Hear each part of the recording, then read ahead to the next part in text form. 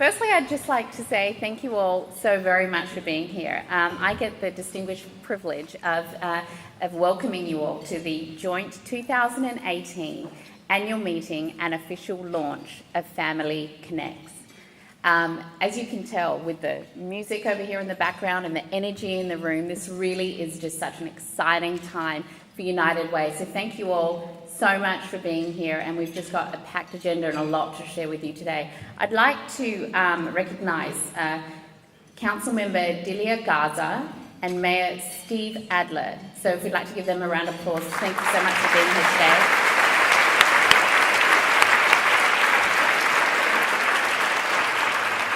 Mayor Steve Adler and City Council Member Delia Garza are two of our strongest supporters of early childhood efforts at City Hall. Council Member Garza, she's been a key partner in and champion of efforts to increase the availability and accessibility of affordable, high-quality childcare and pre-K for families in all parts of Austin. Last year, she was awarded the 2017 Jeanette Watson Advocate of the Year for the local Austin chapter of Texas AEYC. Then that award garnered her for the 2017 State Level Award for the Advocate of the Year at Texas AEYC. She is a member of a team that includes United Way, Austin Public Health, Libby Doggett, and the National League of Cities, working to improve school readiness in Austin by focusing on the prenatal to age 3 time period. Mayor Adler has endorsed the community's Success by 6 Readiness Action Plan.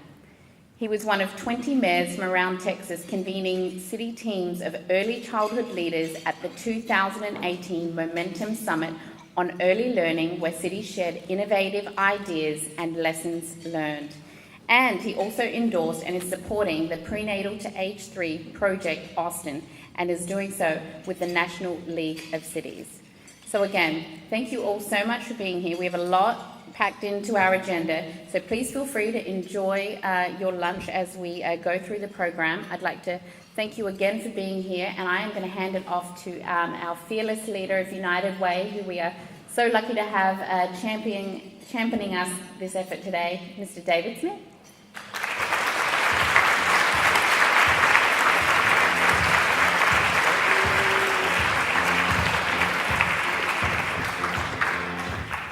Hi, everybody. Thank you all. Thanks, Melanie.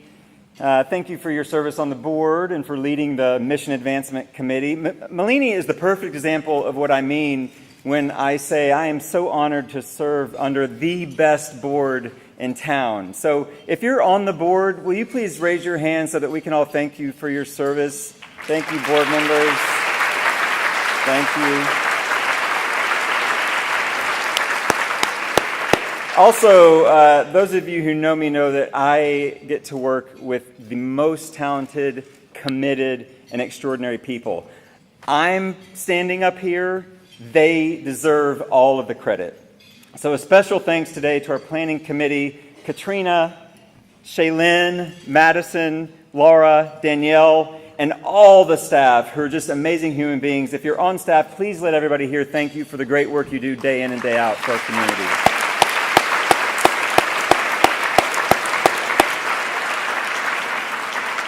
It is so great to gather so many community leaders. Mayor Adler and Councilmember Garza, as Melanie said, we are so grateful to you both for your leadership and support of our critical work. You've gone out on a limb with your support, and we are all better off for it. Thank you. Spencer Cronk, we're also happy to have you here today joining us. Thank you for being here. And thank everybody, old and new friends. Warm welcome. Thank you for being here and taking time out of your busy schedule to join us for our 95th annual meeting. I know. We're getting old. No, but not you, not we like you all, just we, United Way. But that's 95 years of deep roots in this community we love. And really, we're just getting started. So last year at our annual meeting, we unveiled our new strategic plan and mission statement and told you who we are and what we hope to accomplish. Mayor Adler, you spoke and you did a great job of kicking us off to a great start. So thank you, because it's been a really good year. But thanks to all of you and just astounding community support, we had a stellar year.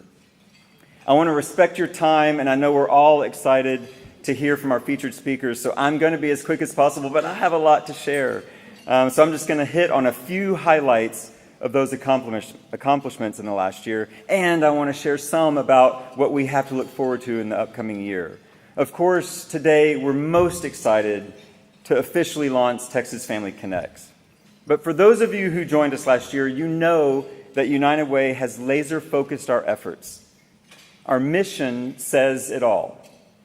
United Way for Greater Austin brings people, ideas, and resources together to fight poverty in our community. You all are engaged, so you know that Austin is one of the most economically segregated cities in the country. The tragedy of this is multi-layered, but basically, if we don't know each other, how do we work to get together to respond to the growing need? And that's why United Way is here. We're the bridge to connect the community and demonstrate that when we take the time to get to know each other, the good we create can overcome any challenge. So why did we take this bold step to fight poverty? Here's just a brief glimpse of what poverty looks like in Austin. A family of 4 living at the poverty line makes less than $26,000 a year. $26,000 a year. Think of your family, your budget. Try to imagine making it on that. Just to afford a studio apartment in Austin, you need to make more than $34,000 a year. Now imagine a family of 4 in that studio apartment. All of this is even more challenging because with rising housing costs, more than 1/3 of the people in Austin are spending more than 30% of their income on housing, making it hard for them to have enough money just to meet other basic needs, also meeting the definition for housing cost burden. So if you've heard me speak, you've heard me say this statistic, and it breaks my heart every single time I say it. But 42% of our children in Austin are living in low-income households. And these kids are hungry. In Travis County, 15% of all people are food insecure, but 21% of our kids are food insecure. So as you walk or drive around, possibly 1 in every 5 kids that you see are wondering where their next meal may come from. This is how the cycle of poverty can start at such an early age. So these are some really tough statistics. And this is really just a very small glimpse. It's even hard for us to wrap our heads around it because we know we can be better. We at United Way agree that Austin is the best place to live. The whole country has a crush on us. Deservedly so. It seems like we get a new award or recognition every single week to be the best at this or the coolest at this. Even this building we're in right now, just a few days ago, was named one of the world's greatest places by Time magazine. Thank you, Ali. So the best city in which to live? Absolutely. And Austin is not all it can be until everyone has a fair shot. We, you and I, are not all we can be until everyone is part of this great success story. So as a backbone organization, we play many roles in the community, and we approach our work with a 360-degree perspective. We care for immediate needs, we confront long-term challenges, and we convene for systemic change. We've had a strong year, and like I said, we're just getting started. A few highlights of our last year: we invested over $6 million in early childhood education and family stability. These investments are moving families out of generational poverty. we partnered with the Michael and Susan Dell Foundation to convene the first community-driven 2-gen strategic planning process. This is basically like a school readiness action plan, SRAP, for 2-gen, a community map on how we together can help more families find economic stability. And as we care for immediate needs, we think of our work with 211. You don't know where you're going to sleep tonight. You can't pay your utility bill. You don't have enough food to feed your family. Any of the hundreds of needs that people who are struggling face on a regular basis. You can call 211 and we will connect you to a service that can meet your needs. In the last year, we connected 300,000 callers with the help they needed. And I just want to pause here because I've given you a lot of statistics, and I think sometimes the heart of this can get lost in the numbers. And data is important. It drives us to provide better and more efficient services. But in mentioning 300,000 calls, imagine just one.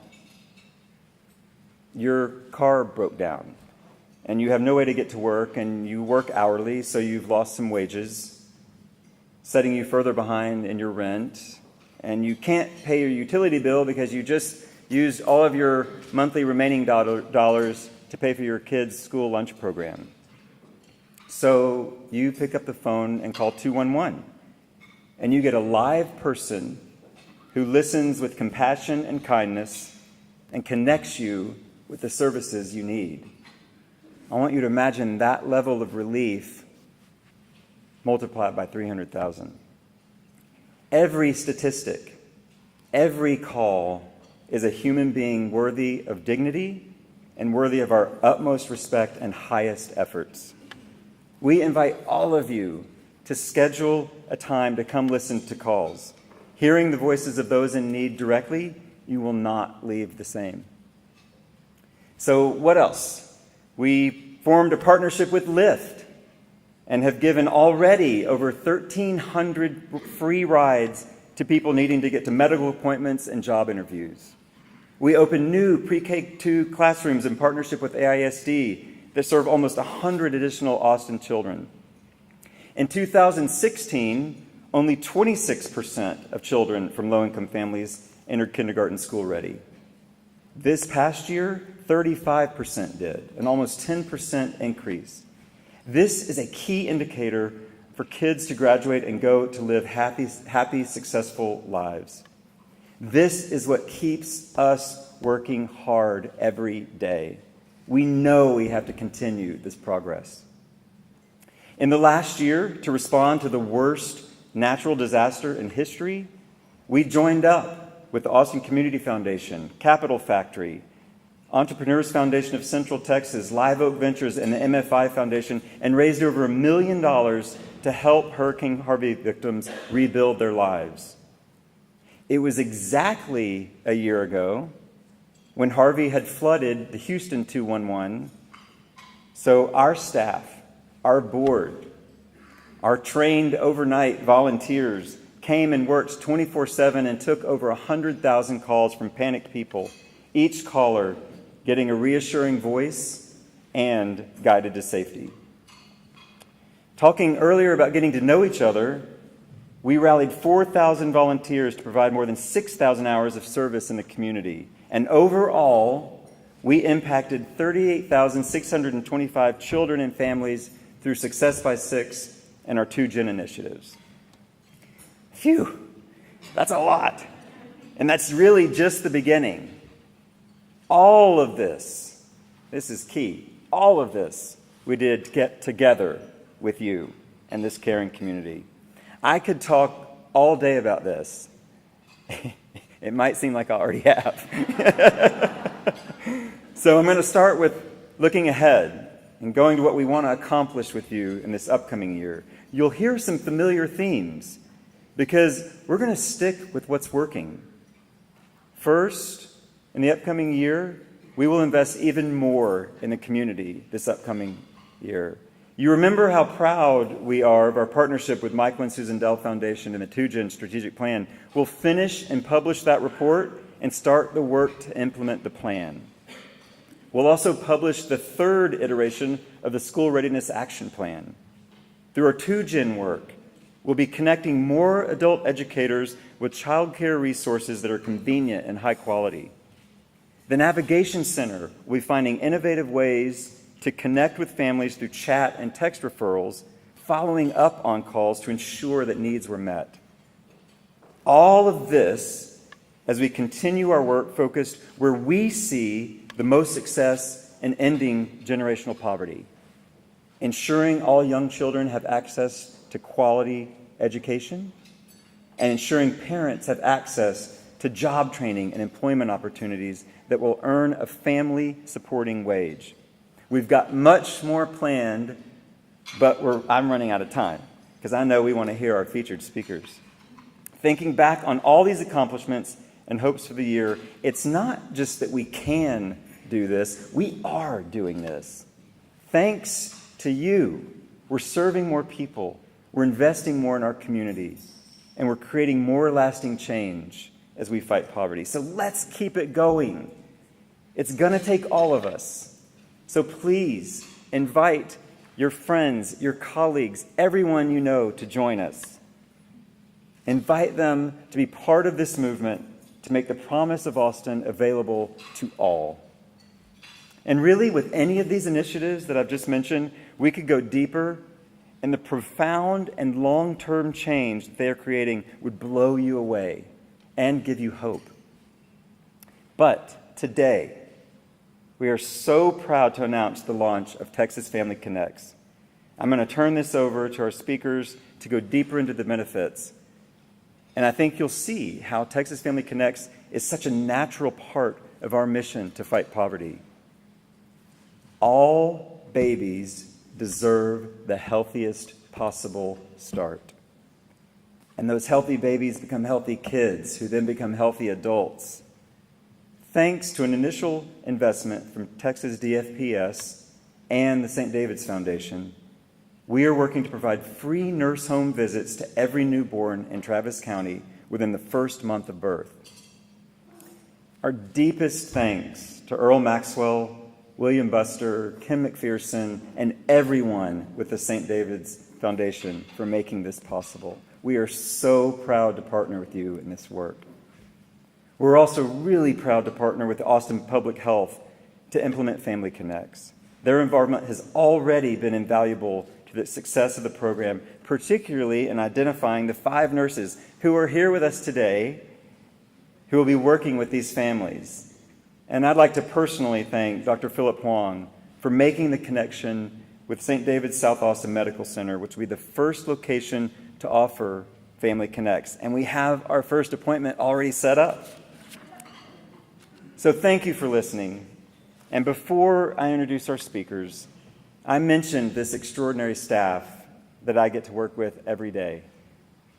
Every single one is fantastic in their own right. But today, at this launch, we all want to offer our thanks to the passion and brilliance that has spearheaded this from the beginning. We would not be here today without her. Please join me in offering our huge thanks to Shaylin Bravens. Shaylin, please stand.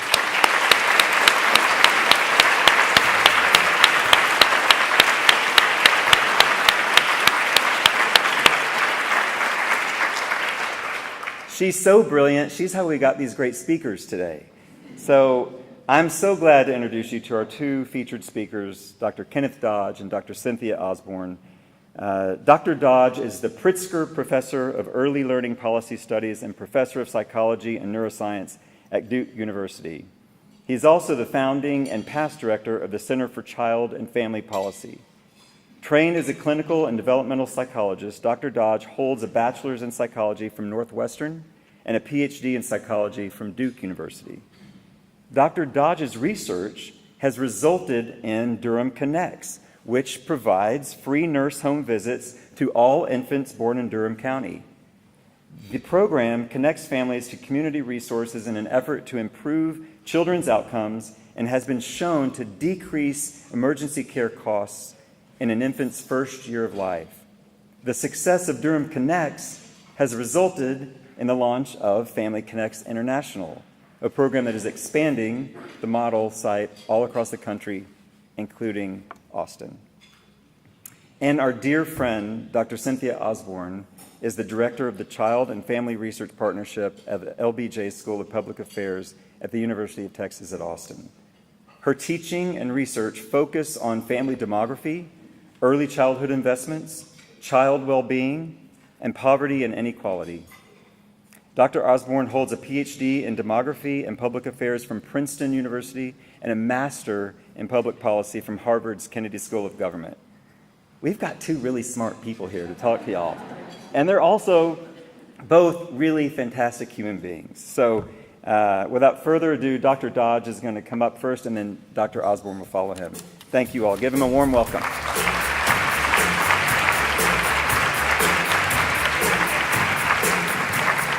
Wow. Thank you.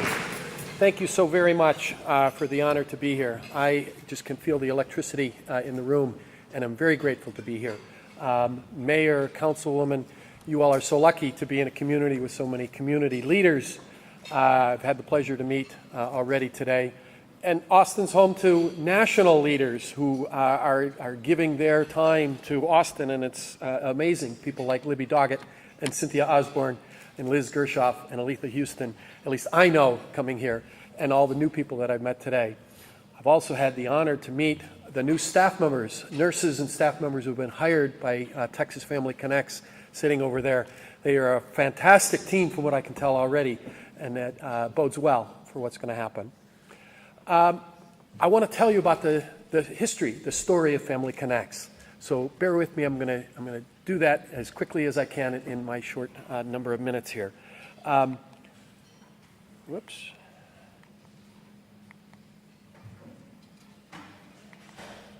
All right. Back in 2001, right around 9/11, the Duke Endowment, which is an independent foundation in Charlotte, North Carolina, came to us in Durham and said, you have a problem. The child abuse rate, especially in early life, was very high, higher than the state average, which was higher than the national average. It was an embarrassment. And they challenged us to do something about it. They were very wise. They didn't give us funding for a year and demand some immediate success. Instead, they said, we'll commit to funding you for 10 years. Try and fail until you succeed genuinely, not just at a surface level, but genuinely. And so we did that. They had several requirements in our solution. First of all, that whatever we came up with had to be replicable. Had to be something that they could bring to other communities in North and South Carolina and across the nation. Second, they wanted us to focus on population impact, right, which at that time was a new concept. Rather than just developing a program that might work for the 24 families that we'd have a little bit of funding to work with, they wanted us to reduce the child abuse rates for the entire community of Durham, North Carolina, and improve healthy development and improve early child development for the entire population. Right? And third, they wanted us to evaluate as rigorously as we possibly can with scientific methods of randomized trials, whatever, to show that what we do works. So our team began to conduct research and to pilot and test, and we learned a number of things. We learned, first of all, that in spite of our naive attempt to try to find a single magic silver bullet that would solve the problem of child abuse in Durham, we learned that families come to the problem of child abuse in many different ways, and that these ways come through all income groups in our community, all backgrounds, and they differ. Some families come into this problem through healthcare problems, either lack of access to healthcare for the parent or the infant, or lack of health insurance. Other families come into the problem because of family safety issues, maybe family financial instability that would put them out into the streets, or family violence, domestic violence, or history of parenting difficulties across multiple generations. Still, other families are coming into the problem because of parenting skill deficits or child care problems, or parent-infant relationship problems. Gosh, if you've been there, being a parent of a 4-week-old, you know the challenges of infant crying and sleep and breastfeeding and just making it through the day and keeping your baby alive. At least that was my biggest challenge, was how do I keep my baby alive? Finally, some families come into the problem through parent mental health issues. That when we think about early child development, we must be thinking about also the parent, whether it's maternal postpartum depression, father's anxiety about being a parent, substance abuse in either parent, emotional support and social isolation.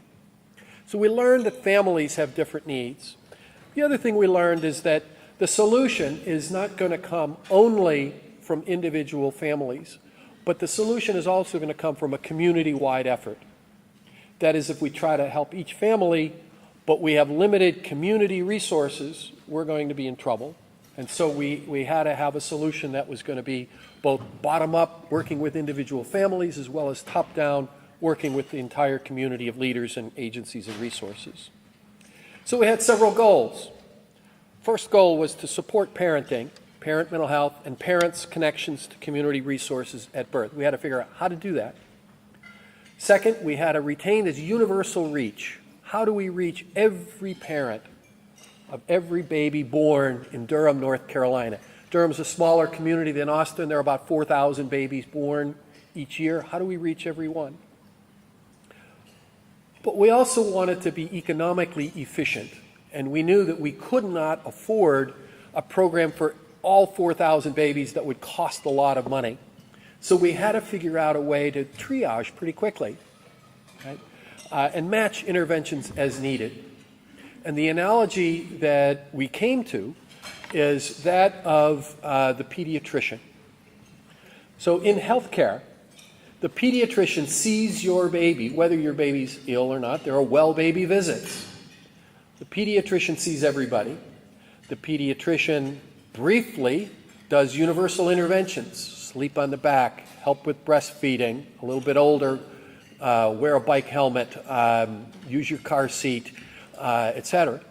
But the pediatrician also screens and triages and refers to specialties, right?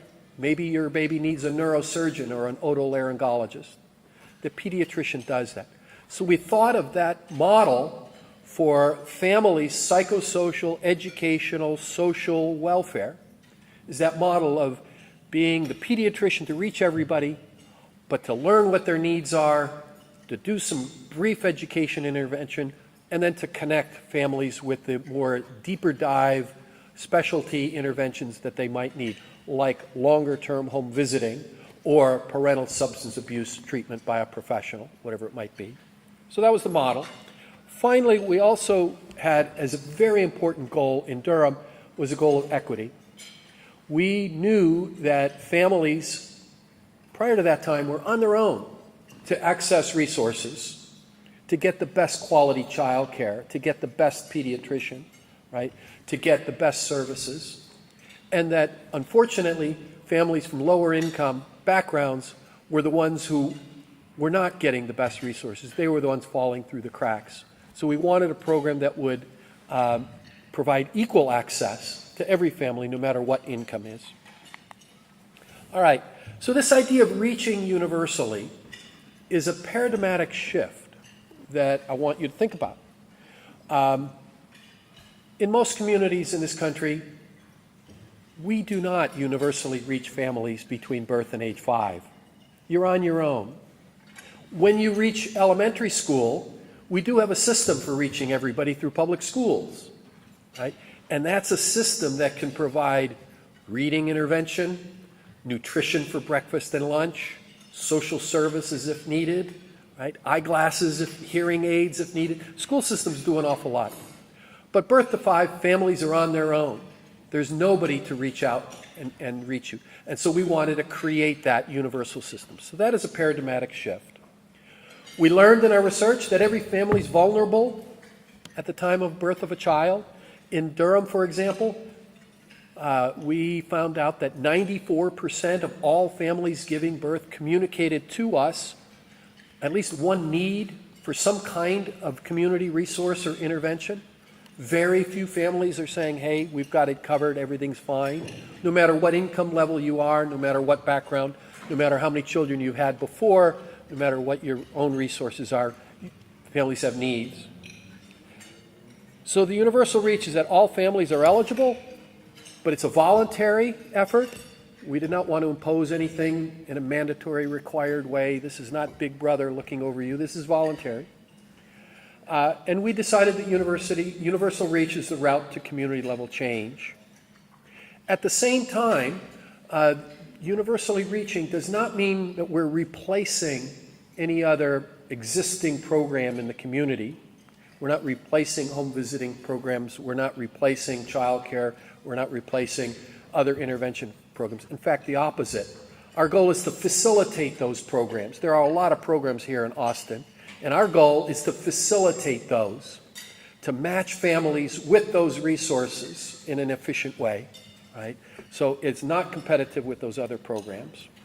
Our saying locally is that we want families to get everything they need and not a penny more. We want to be efficient, provide you every dollar that you need, but not a dollar more, not a penny more than you need, right? If we can get that efficiency, then we'll be successful. All right, so the idea is how do we do this? We're going to do this by both a top-down and a bottom-up approach. The top-down is a policy change to align community resources. So one of the early things we did in Durham was to identify the community resources that are available to families. Durham's smaller than Austin. In Durham, we have an electronic directory with over 400 agencies that are there to serve families at birth.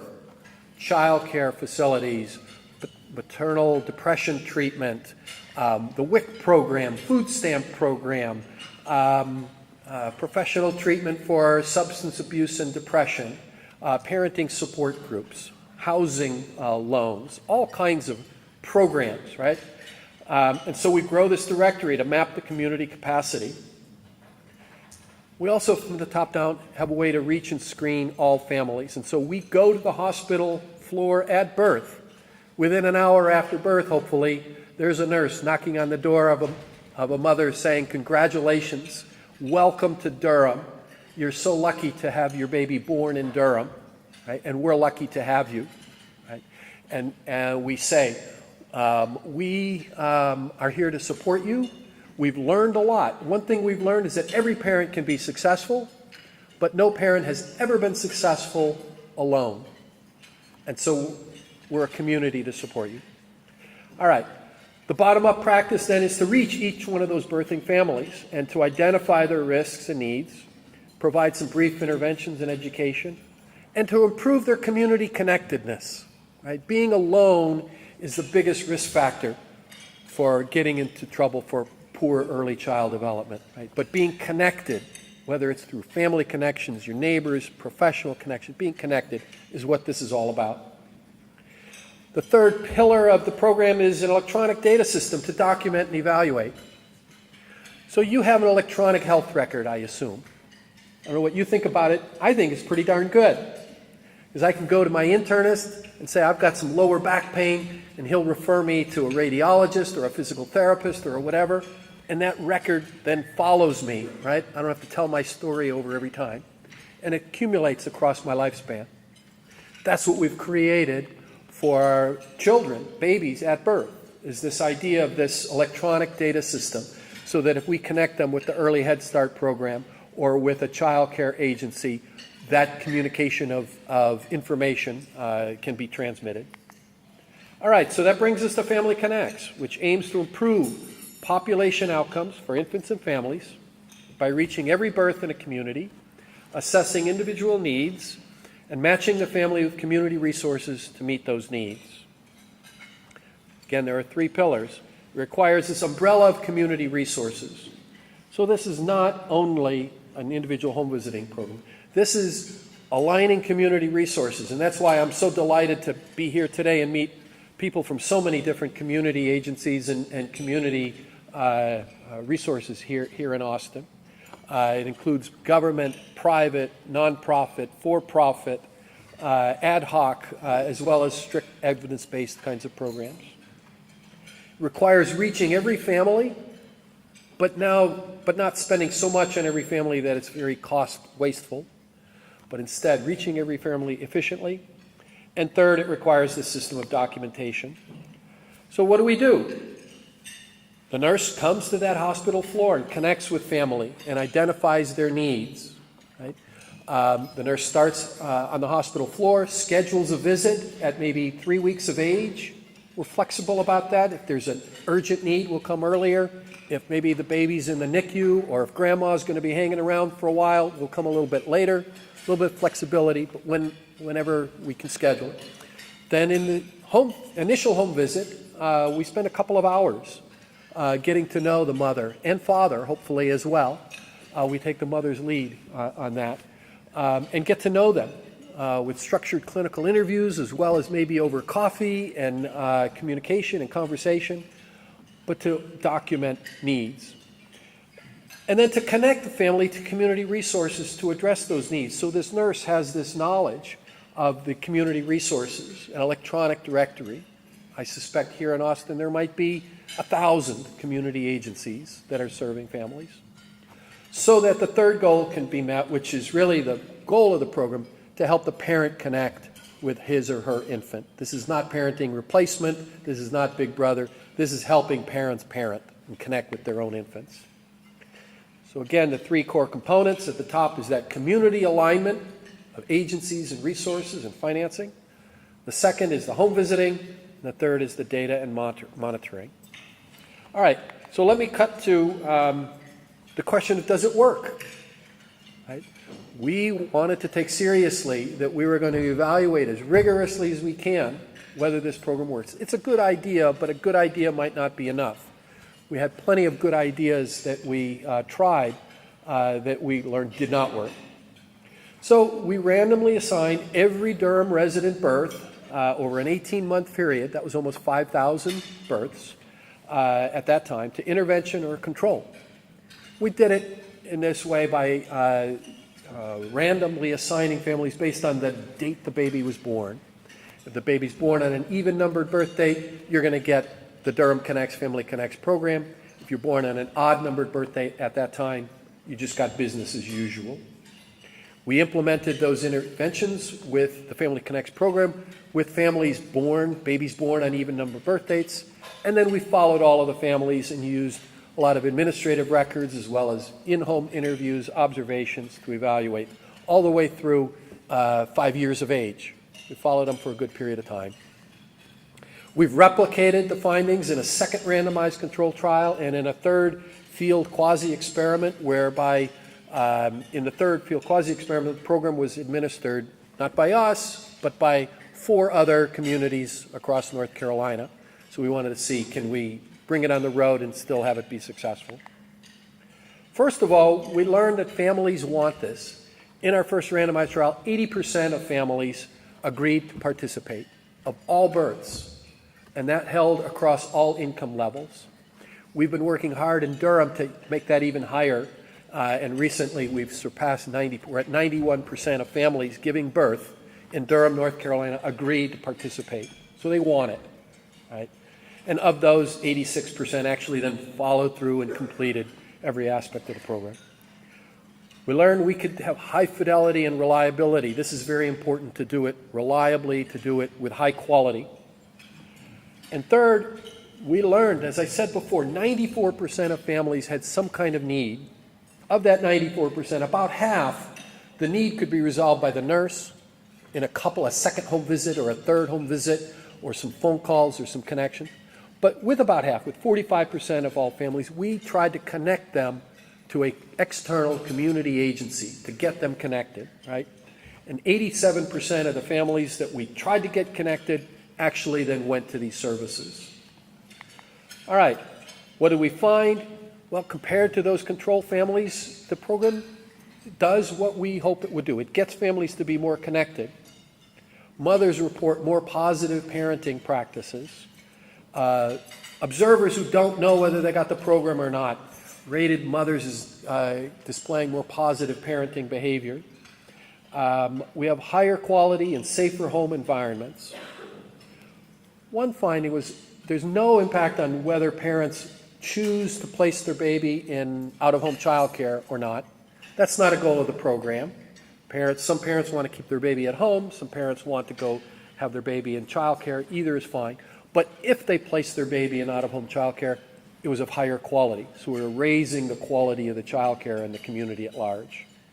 And finally, and this is really very important, mothers reported less anxiety, less clinical levels of anxiety, less depression. This is the most important finding of all when it comes to dollars. What I've got graphed here is the emergency medical care. So we went to the official records in the hospitals in Durham, right, for emergency room visits and overnights in the hospital. So you can't fake these data. These are administrative records. Okay. What I've got graphed there is the child's age as the child gets older. This is the cumulative number of times that that baby has come to the emergency room or been overnight in a hospital for an injury or an illness. All right? And the red line are those who didn't get the Family Connects program. And you can see the blue line is those families that were randomly assigned to get the Family Connects program. And you can see it's lower and it stays lower at least through 5 years of age. Cost-benefit analyses show that we save at least $3 for every dollar we spend on the program. So it seems to pass that test. Finally, on the right side is a similar graph, but these are for Child Protective Services investigations for actual child abuse. Again, these are state records, administrative records. You're not going to fudge the data. The red line is the line for the control group, and the blue line is for the Family Connects. And you can see that by 5 years of age, we've reduced child abuse investigations by about a third. Right? No small feat. So where are we now? We're disseminating, and I'm delighted to be here today. We are now in 32 communities across the nation, big cities and small rural areas. We're in small places like Colquitt, Georgia, and we're interacting in large places like the city of Chicago and the city of New York. We are in Peoria, Illinois, and Bend, Oregon, and Racine, Wisconsin, and Tulsa, Oklahoma, and now I'm delighted, Austin, Texas. As we go to each community, we learn that each community is different. The funding is different, the leaders are different, and each is an opportunity for us to learn. So we're here not only to bring the Family Connects program to Austin, but we're here actually to learn from you all about the program. How can it be improved? Does it fit the families in Austin? What ways can we improve it? I understand there may be an interest in getting fathers involved in screening for mental health issues in fathers here in Austin. Fabulous. We haven't done enough in that area. What can we learn from you? How can we improve the program? The odds that we got the program perfect the first time we implemented it are 0. So we know we've got to continue to innovate and continue to evaluate rigorously. So we're here to establish a partnership with you, and we hope we're with you for a long time to come. Thank you very much.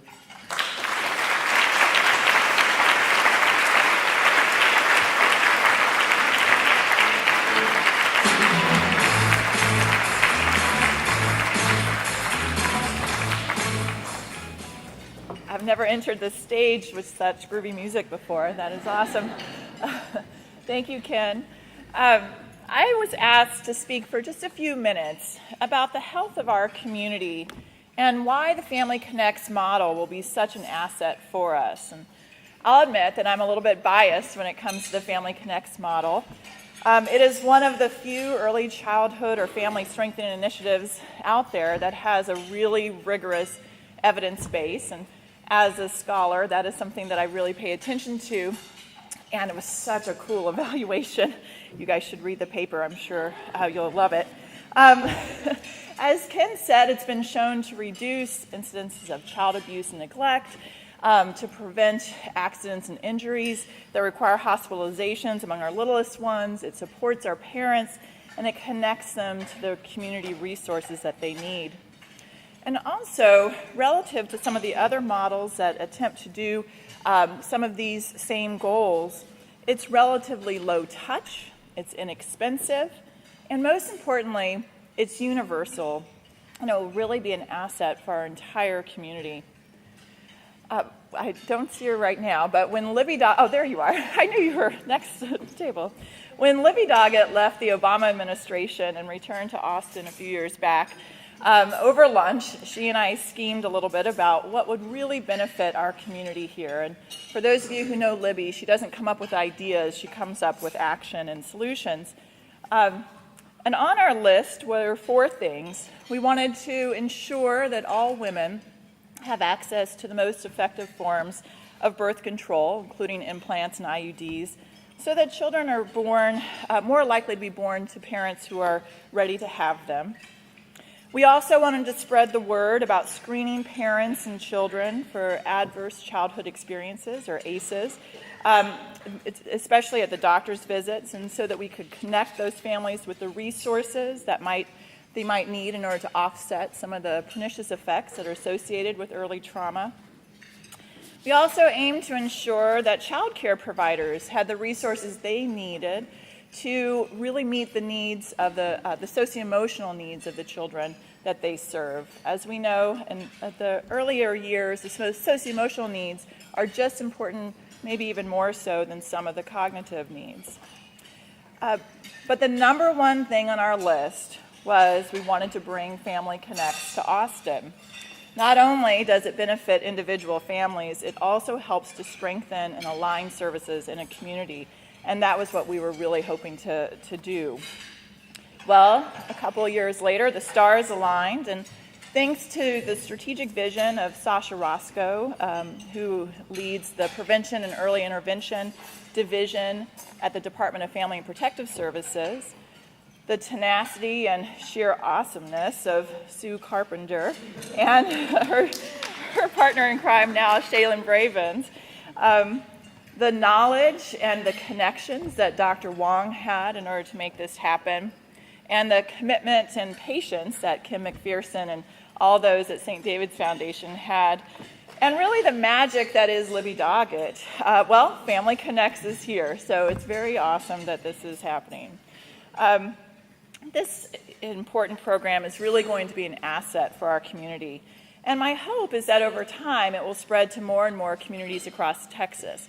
There are 4 communities that are trying to launch it simultaneously, and we are the largest that is doing this, but hopefully it will spread throughout. Many of you may know, but Texas is big. Our state is actually home to more than 10% of all the children in the country, and we have more than 11% of all the births that occur every year. And our population is continuing to grow at a rate that is much faster than the rest of the nation. And so the health of the families and children here in Texas is really a canary for the health and well-being of families and children throughout the nation. And the more that we can do to strengthen them, the healthier we all will be. And as David said earlier, here in Travis County in Austin, we really do have a tale of 2 cities. And on one hand, our community is this technology and innovation hub. We have a population that's growing 3 times the national average. We have a highly educated population, very low unemployment, higher than average incomes, and we're weird. But at the same time, many of our folks are struggling. And the success of those of us on the west side often tends to rest on the shoulders of those on the east. So whereas nearly half of our adult population has a bachelor's degree or higher, more than 10% of our adults have not yet finished high school. These educational differences really manifest into different levels of resources that are available for families and individuals. The mean earnings of an adult with a college degree here in our community is nearly $53,000 a year, whereas an adult without a high school degree earns less than half of this amount and will probably never advance much beyond that. And in a state that doesn't do much to really help vulnerable families, these families will have a hard time making ends meet. About 20% of our children live below the official poverty line. As David said, more than double that live near poverty. And our infant mortality rates remain stubbornly high. Approximately 4 out of 1,000 infants will die before age 1. And this is much, much more common among our race and ethnic minority families and children than it is among whites. The rates are fueled by a high incidence of low birth weight and preterm deliveries. Nearly 8% of our babies are born weighing less than 5.5 pounds, and about 10% are born a month or more too soon. And those babies will need, and families will have a lot of special needs. Approximately 13% of our population does not have health insurance. We here in Austin and Central Texas have higher rates of insured than across the rest of the state. But Texas, because we do everything bigger and better, we have the highest rate of uninsured individuals in our nation. And our rate here in Central Texas is still 50% higher, our uninsured rate, than the rest of the country. Nearly 9 out of 1,000 children are confirmed to be victims of abuse and neglect in our community. And that equates to approximately 7 to 8 kids a day who are suffering from maltreatment or abuse. So, regardless if you, though, are part of this growth in our community or you're struggling to keep up, if you're a new parent, you are facing challenges and you could really benefit from a network of support. Those of you out here who are parents can certainly attest to the need for a little assistance early on. I remember being shocked that they let me take this little thing home from the hospital. Really? No one needs to check this out? Are you sure about that?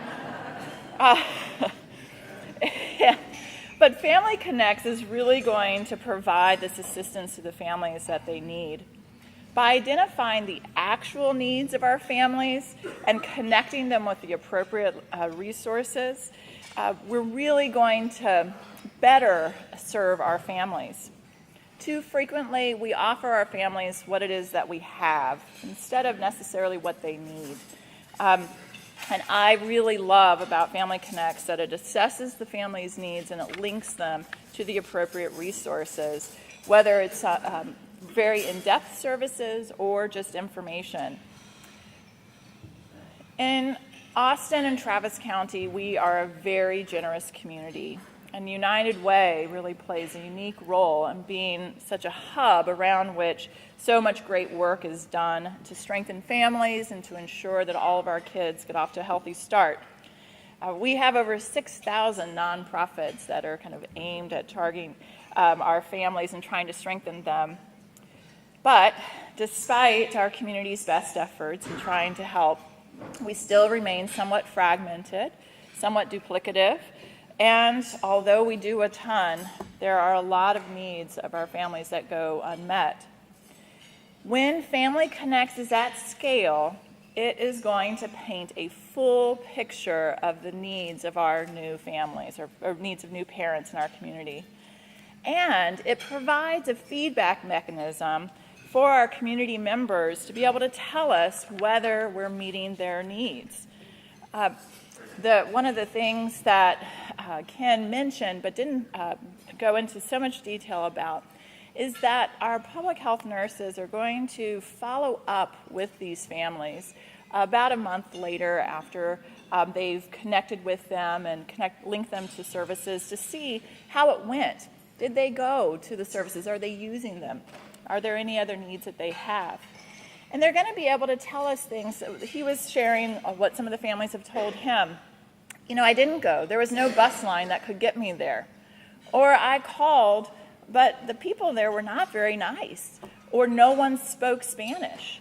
Or the wait for this was 4 months and I needed something right away. And that feedback mechanism is really going to help us to align our services and to strengthen them and to make sure that we fill those gaps. As I said at the beginning of my remarks, one of the greatest aspects of Family Connects is that it's universal, and it recognizes that all new parents face challenges and can use support. However, reaching all of the births here in Travis County is not going to happen overnight. More than 17,000 babies are born in our community each year. That's nearly 50 a day. And so to provide each of these new babies and their parents a supportive visit and screen by a highly trained nurse, and to connect them with the services or provide the information that they need, it costs about $500 per family. Again, that's relatively inexpensive, but multiply that by 17,000 and it becomes pretty costly. No other city our size has attempted to take this program to such a large scale. And as Ken said, he and his team are really going to be watching and helping the United Way and Austin Public Health as they roll this out, and to make sure that we're as successful as we can be. The success of what happens here in our community is really going to provide a blueprint for how we could do this in other areas of our state. In Travis County, we have both urban and rural. We have a diversity of race and ethnicity and cultures and incomes that will really help to inform our efforts across the whole state as we move forward.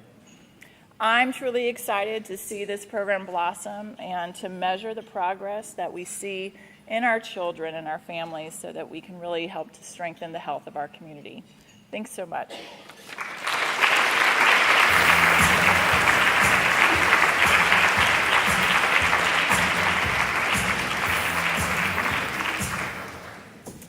Thank you, Cynthia, and thank you, Ken, also.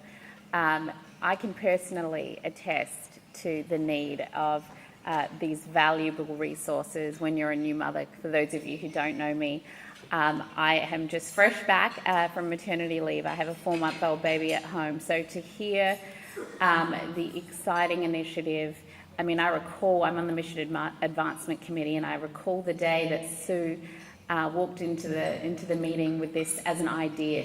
So to be standing here today at the official launch, all the work that has been done by all the team is just phenomenal and outstanding. So the data, obviously, that Ken showed us, the data points show us how important it is to have these resources for the entire family, not just the children, but the entire family, and I can speak to that. Oh, goodness, I wish I had that as a mother. So thank you all so much for being here. On behalf of David and the entire United Way staff, on behalf of the United Way board, we thank you so much for every dollar and your support. These are the types of initiatives that you're supporting. So thank you all so much for being here, and I hope you enjoyed your lunch and have a great day. Thank you.